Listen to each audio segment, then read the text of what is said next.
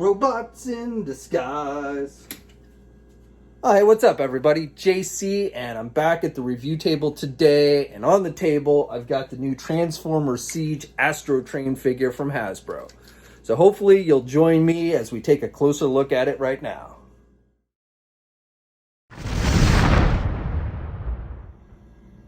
Now here's a look at Astrotrain outside of the packaging along with the other contents. Now you can see here he is in his train mode currently, and that's because I've been playing around with him. I don't have the packaging to show you. It is just your basic Siege packaging. It is not Earthrise packaging. It is Siege packaging. This was a sample actually provided to me unexpectedly at New York Comic Con by Hasbro, so I could share it with you guys, so I could give you a good look at it. So big thanks to them. Now you can see here that Astrotrain, besides just the figure itself, you get the second piece which will attach to the back here in his train mode, and I'll show you that in a minute. And this has several other uses as well. And then you get 4 different rifle type weapons, all done in black plastic. So you get this one, and then you get this one with the 2 handles. You get this one, and then you get this third one, which looks kind of like a Gatling gun, a Gatling laser gun. So this is probably the coolest of the 4 in my opinion. And then you get this rocket launcher, which again is just done in a black plastic. Now Astrotrain here is a leader class transformer, and since I already had him in his train mode, that's where we'll start off taking a look at. And I should note he actually comes out of the packaging in his robot mode. And I'm sure most of you watching the video are familiar enough with Astrotrain to know that he is a triple changer, which means he has 3 different forms.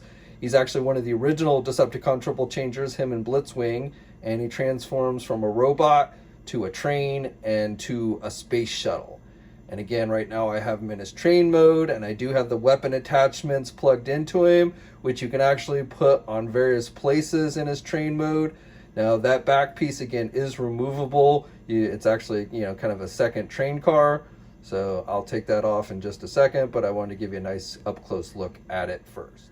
And here's a look at his train mode from the other side, and he's got the Decepticon sticker in his train mode up front there on both sides, which looks pretty good. And most of the sides of his train mode are this dark purplish blue plastic. Now I've changed the arrangement of the guns. Again, you can kind of basically, he's got holes throughout that you can plug the weapons into. So this is kind of the configuration I like best for his guns in his gun mode. Now I'm actually not using all the guns. I'm only using 3 of them in the rocket launcher, but I like putting the Gatling type gun up here on the top with the rocket launcher, and then I've got the 2 side cannons. So for the side cannons, you've got to use the rifles that have the little pegs that are on the side. Not all 4 rifles have pegs on the side. And then again, you've got various holes throughout on both the sides and the top that you can plug those into. And here's a look at him from the front, and he's got his little light here on the front, which is done with kind of a white reflective type paint.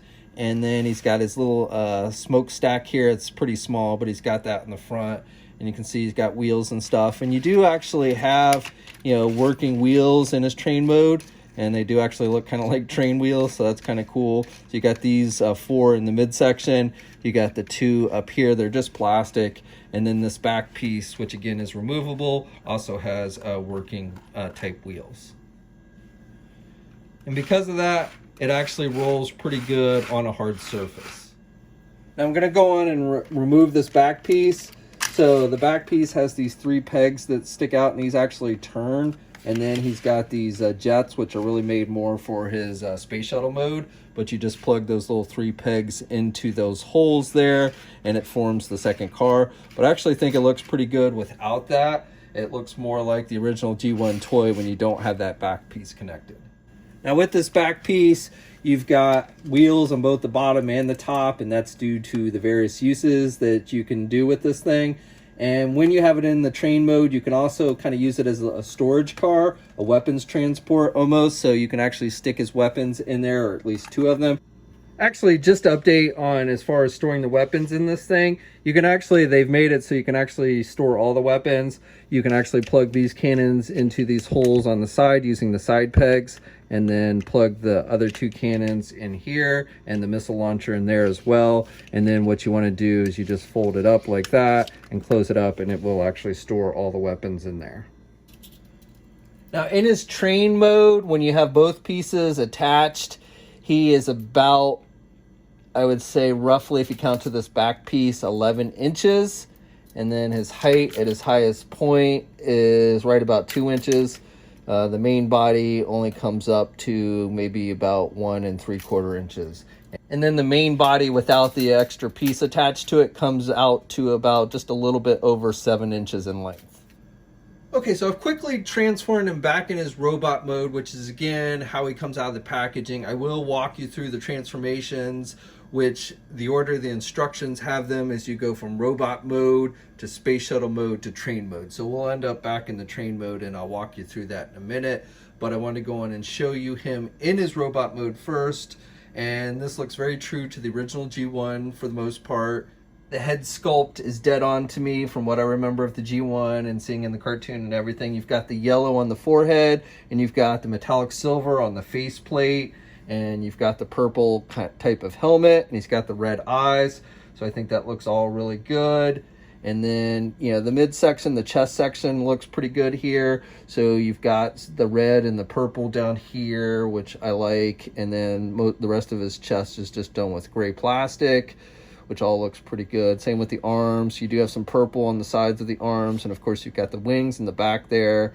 And then with the legs, you do have some metallic silver. So it looks like he's got some scratch marks there on his legs. So some nice added detail. And then on the sides there, you have the yellow and the red. Again, in keeping with the original G1 toy. Midsection is just mostly the gray plastic. Again, you do have the purple and the red there just above his waist. Purple on this side, and then on the back here, you know, you've got the blasters for, or the engines for his shuttle mode, which again is true to how it was in the original G1 toy. Now in his robot mode, this second piece here, I would probably just recommend you set off to the side, but technically you can transform it and it becomes a backpack type deal. And then it also has these pieces that you can attach to his feet. They're almost like snowshoes or something. I don't know. It's kind of weird. And it does make the figure kind of top heavy. But if you want to add that, what you want to do is take the top piece and just pull it open. You want to pull it open. The top is the gray section. The black is the bottom. And you want to pull it open, not from the side where these little tabs stick out in the back, but up here in the front. And then once you do that, you actually can just slide these pieces, kind of split them apart and slide them off. They just slide right off.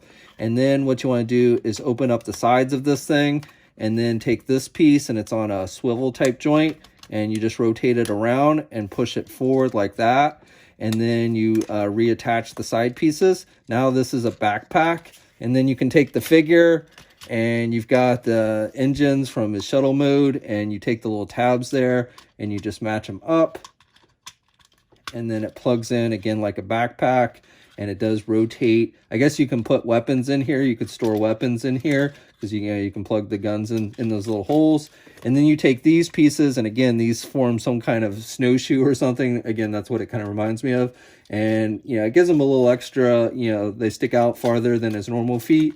So the backpack makes him kind of top heavy. So I guess maybe that's why they're adding it. But the problem is he kind of falls back here at his knee joints when you have that piece on. So I just don't think it works very well, and it just honestly doesn't seem to add very much to the figure. Now with his guns, you can arm him up in various ways. Again, basically any place he's got a hole, you can plug these weapons into, and then you can actually take all the weapons and combine them into one large weapon. And the way to do that is take the rocket launcher and take this rifle with just the one handle, and you plug it into this hole in the bottom of the rocket launcher. So it goes like that. And then you take the Gatling type gun and you plug it into the back of that weapon. And then you take these guns that have the side pegs and you plug them into these holes on the side here. And then again, like I said, it makes a big giant rifle that you can give Astrotrain if you want to. And here he is holding his big giant rifle ready to take out some Autobots. Okay, so for articulation, you can turn the head all the way around. You've got a little bit of back and forth movement, but not a whole lot. With the arms, you can get the arm out pretty good there, and you can actually lift this entire piece so you can get a wider range of movement. That's part of the transformation. You can rotate the arm, but it will hit the wings. The wings have some movement, so you can do the wings back a little bit, and that should allow you to get the arm all the way around. You have a bicep swivel. You have a double hinged elbow, so he can bend his elbow about that much. And then with the hands, you have the down movement there, but you really don't have much in the way of wrist articulation. The down movement's part of the transformation. You have a waist swivel there at the midsection, but no kind of ab crunch. With the legs, you can do the splits about that much. Actually, you can do the splits really good with this one. And then with the legs, you can also do them forward. You have these pieces that'll actually lift up to allow you to do the legs forward. Now, you can't do them back very much. You can do them out and back, but you do have this piece here that sticks out there, and that does block that. You've got a thigh swivel. You've got a double or single hinge knee, so he can bend his knee about that much. And then with the feet, you can do it down like that as part of the transformation, but I really wouldn't call that ankle articulation, and you definitely do not have any kind of ankle pivot. Now, Astrotrain here in his robot mode stands right under 6.5 inches tall. Now here's a comparison of the new Spinster and Ape Face figures from the Siege line, and Astrotrain is taller than Spinster and about the same height as Ape Face. I mean, Ape Face with his back piece is actually taller, but I would say they're pretty close to the same height. Here's a comparison of the Siege, Starscream, and Megatron, and Astrotrain and Starscream seem to be about the same height. Megatron is a hair taller. Okay, and for the final size comparison and the big test. No, I don't think that's gonna work. Okay, now we'll transform Astrotrain, and as I mentioned before, per the instructions, it's best to go from robot to space shuttle to train. So that's how we'll go about it. And we'll start off, first thing you want to do is just take the hands and push them up into the back of the arms. And then once you do that, you can actually just turn at the biceps, turn the arms so that the hands are now facing forward. And then what you're going to want to do is actually bend the lower arms into the upper arms, and they should just click into place, and you should have the elbows actually facing forward now. And once you do that, then you can lift these pieces up and up over the head. So essentially his arms, his folded arms, are now above his head. From there, you can take these little side pieces at his chest. There's these little tabs that stick out that allow you to just pull them out like that. And once you do that, then you can just pull up the chest, the entire chest plate, and pull out the rudder piece that's for the space shuttle, and then go on and just lift that so that it covers up the face and push it into place as such. And then you can take these side pieces and go on and push them in, and they should secure that chest plate up there. And then finally, you can, at this stage, you can take these little waist pieces and push them up so they cover the red and the blue portion there at his midsection. Now, to complete the back portion of the shuttle, all you have to do now is just pull the wings out and back, and they should click into place as such. And then take the thrusters and pull them down and back, and they should basically hook into place in the back here. If you've got those arms lined up right, that should come up and just click into place to form the back portion of your shuttle. Now, completing the rest of it is really easy. We just go to the feet here, which is the front portion of the shuttle. And what you want to do is, first thing is just pull out the feet so they're kind of laying like that. In fact, you can actually go on and just push them all the way back so that they click into place as such. And then you'll notice here, you've got these inner purple pieces on the legs, and then you've got the outer gray pieces. So what you want to do is grab the purple piece and then the outer piece and just pull out, and do that on both sides. And so now that's going to reveal your actual front of your shuttle. So then you take these outer leg pieces and you just kind of do them back, and they should just kind of go into place, and then just basically push them together, and that should complete your shuttle, and it's now ready for takeoff. Now, out of the three modes, the train, the robot, and the space shuttle, for this particular toy, I think the space shuttle is probably the weakest looking. and mainly it's due to how the midsection on the toy looks. It just looks incomplete to me, you know, especially when you're looking at it from the top and such. So I don't know, it just looks a little bit off there at the midsection. I like the way the front looks. You've got the windows with the metallic silver, you've got the purple nose, and you've got the metallic silver scratch marks on the top, so it looks like he's got some wear and tear. You've got the yellow and red stripes on the sides. So I think all that looks pretty good. And then even like the wings, you know, you've got the Decepticon symbols on both of the wings. So I think that looks good. But just that midsection there just looks a little bit off to me and looks incomplete. And here's a look at the bottom in a space shuttle mode. And you do have these working wheels up at the front, but there are no wheels or landing gear or anything like that on the back portion. Now you can arm him up in a space shuttle mode. Once again, with the holes, you can attach the various weapons however you want. This is the configuration they show the weapons and the instructions, but you can really kind of mix it up however you want. And when you do attach all the weapons and everything, I mean, it looks less like a space shuttle, but that does help fill in some of the gappage there in the midsection. Now in the space shuttle mode for this extra piece, you can use it one of two ways. You can use it as a transport for your shuttle to kind of act like it's transporting it out to the gantry, the launch gantry, and then you can actually convert it into a launch gantry. So for the first mode, you just lift up again this top piece and pull out these side pieces, and then you go on and push that down, and then you turn these side pieces forward like that, and you want to make sure this piece is kind of facing up. And then all you do is you just sit your shuttle on top. And again, it's made to look like, you know, this thing is transporting the shuttle out to the launch gantry. Now, if you want to create the launch gantry, all you do is you take these side pieces and you just straighten them back out. And then you take this back piece and you just go on and pop it down as such like that. And then what you're going to do is take the engines and plug them into these little pegs, make sure they line up. And then once you do that, your shuttle will be ready for takeoff. Now, one thing I don't really like about the gantry mode is this piece here, it won't lay flat. It just kind of sticks up in the air. I don't know why that is, but I mean, I know why it sticks up, but I don't know why they made it so it sticks up like that. And so I do find that a little bit annoying. But again, it will hold your shuttle up so it looks like it's about to take off. Okay, now all we have left is just to convert it from its shuttle mode back into its train mode. And in order to do that, first thing you can do is take this top piece here and just lift it up with the rudder. And you just want to fold the rudder down like that. And then you can go and take this piece and just fold it back into the body of the figure. And then take these side pieces and click them into place. Now that area of the shuttle looks much more solid. That to me is how it really should look in its shuttle mode.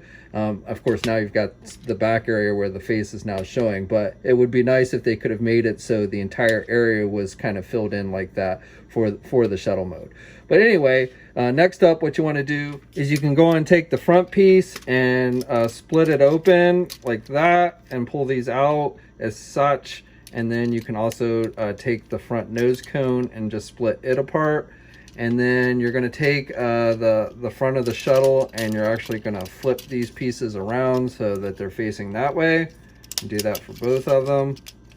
And then you can go on and take these pieces and lift them up, and that'll allow you to rotate the waist. And then you're going to do that. So now that these pieces are facing, basically are now facing upward. And then go back to the nose cone and you want to lift these pieces that are inside there out like that, and do that on both sides. And if you can't tell, this is going to form the front of the locomotive with the little smokestack and everything. And then you can come back here and you can take the wings and you can go and fold them up as such like that, and then fold these. Now at this point, you can go on and rotate the waist back around, and then you can take these pieces and just fold them down like that, and that's going to form the back wheels on the train, and do that on both sides. And then basically all that's left is you're going to take, up here at the front, you're going to take these pieces and fold them down, and again do that on both sides, and then take these outer leg pieces and just kind of pull them back here. And if you have everything lined up right, these basically legs should clamp in together, including the front piece here. And then what you want to do is take this outer piece with the Decepticon symbol and you want to push them down and do that on both sides. That's going to actually pull the wheels down so that the front wheels will actually touch the ground. And then once you do that, everything should be pretty much clicked into place, and you're now back in your train mode. Okay, so that's my review. Now, overall, I would say this is a fairly decent made toy. I like the train mode and I like the robot modes, and overall, I would say Hasbro's done a pretty good job of capturing the likeness of the original G1 toy with this one.